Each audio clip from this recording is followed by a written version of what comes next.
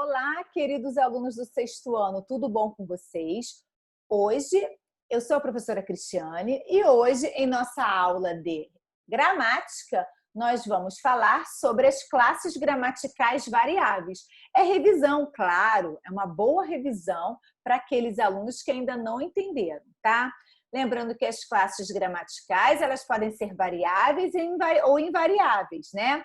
Nós vamos falar hoje só das variáveis, certo, turma? Vamos acompanhar agora comigo, fazendo as anotações do caderno, porque é uma revisão. É importante que todos, né, tenham essa revisão no caderno. Vamos lá, deixa eu só colocar aqui no iniciozinho. Vamos lá, meus amores. Lembrando que as classes gramaticais, elas podem ser variáveis ou invariáveis.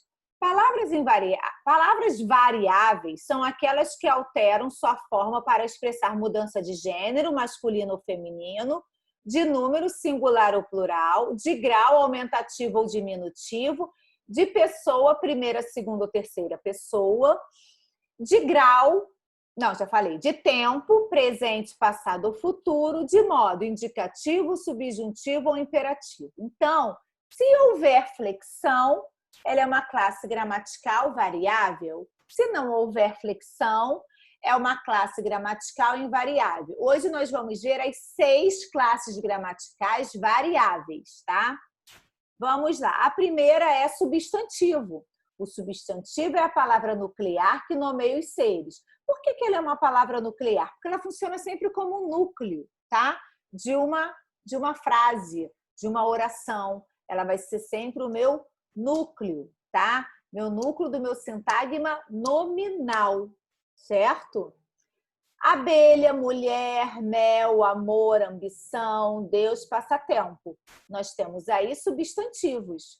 E o adjetivo? Enquanto o substantivo ele nomeia os seres, o adjetivo ele vai caracterizar esses seres. Azul, branco, alegre, brilhante, rico, delicioso, amoroso, certo? E o artigo? O artigo você tem o definido e o indefinido.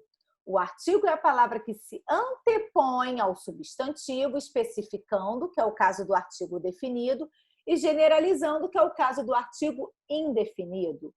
O homem, a mulher, um amor, uma vida, ou seja, um amor qualquer, uma vida qualquer, e ali eu estou especificando o homem e a mulher. E os pronomes? Os pronomes nós temos 5 que nós já vimos. Os pronomes pessoais, que se classificam em pronome pessoal do caso reto, pronome pessoal do caso oblíquo e pronome de tratamento, pronome possessivo, pronome demonstrativo, pronome indefinido e pronome interrogativo. O pronome é a palavra determinante que representa um nome. Eu, lhes, meu, aquele, tudo e quem.